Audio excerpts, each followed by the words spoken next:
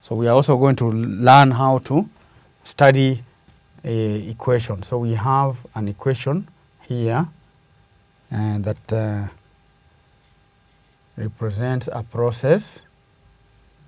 It represents a process.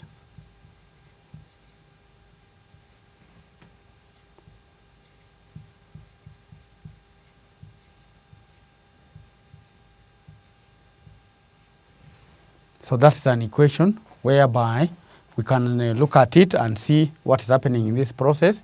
We have got a carbon 4 oxide that is combining with water to form glucose.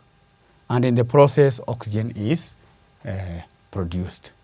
And remember, this topic is a topic under nutrition, so we expect that this process, the learner should be able to identify that it is photosynthesis. So the first question is, name the process. So here, the process, as we have already identified, is photosynthesis. So the process is photosynthesis.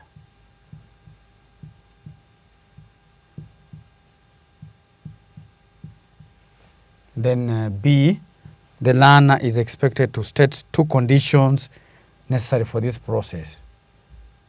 Conditions necessary for process to occur. And that process is now photosynthesis. So remember, this is in biology, writing correct spellings for terms is mandatory. Like the word photosynthesis must be written correctly for the candidate to score. So here we have some of the requirements, and even some are already in this equation. For example, for you to get now glucose, which is the end product, there must be presence of water, availability of water. So one of them is water already, a clue is there. The other one, there should water also affect, what is also needed is carbon 4 oxide concentration. So carbon 4 oxide concentration is also a factor. In addition to presence of chlorophyll, chlorophyll must also be present. So the responses are those ones. We have presence of chlorophyll,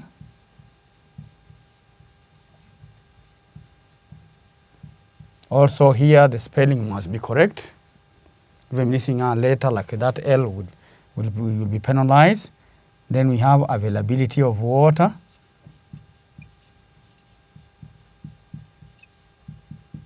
Availability of water. Then we have light. Light is also necessary. Light is necessary for this process to take place. So light is very necessary, and for the candidate to score well, it must indicate light intensity. It's a condition, light intensity. Remember, earlier on we have said light plays a very major role in the process of photolysis. Then we have carbon 4 oxide concentration. Carbon 4 oxide concentration is also a requirement for this process to take place. So that is very, very important. So those are some of them. And remember, we even also have temperature. Temperature also affects. So then we have temperature.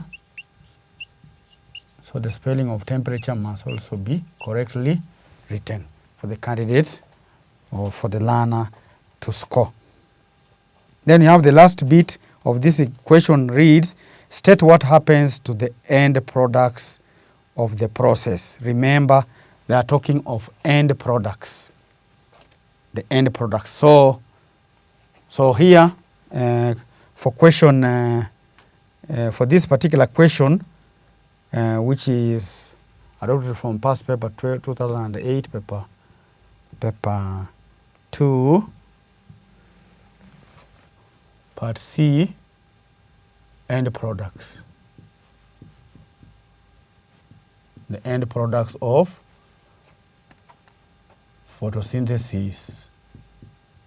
And here, they just don't want the end products, but they want the learner to state what happened. So this question is very tricky because it's like if the learner does not state the product and goes ahead to give what happens to it, then will not score. So there are two products that are there, and the first product we know is already in this equation. There's even a clue because these are the reactants and these are the products. Yes. So we have the two products here. We have glucose, even though it's not written in words, it's written in using chemical symbols, and then we have glucose. So the equations can give you a clue of what you require, especially if they are written in chemical symbols. So we already have glucose and oxygen. So we have one of them is oxygen, and the other one is glucose. So you have identified those ones. So we go ahead and see what happens to oxygen. So oxygen, we know it is normally used in oxidation of glucose. So here, so we have oxidation of glucose. So it's used in the oxidation of glucose. So very, very important to note that. And the purpose is to release energy.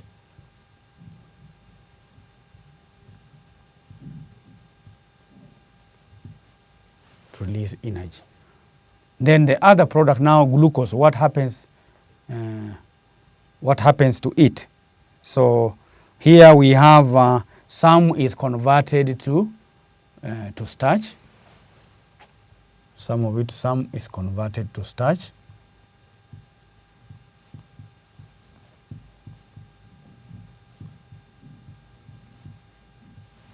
So remember, it's converted to starch, and after it has been converted to starch, it is normally used for storage.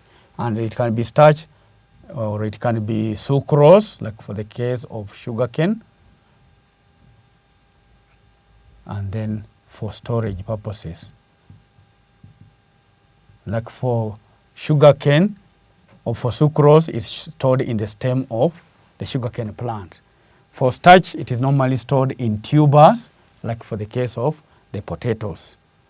Yeah. Then we have also some of it, some is used in formation of structures like the cytoplasm.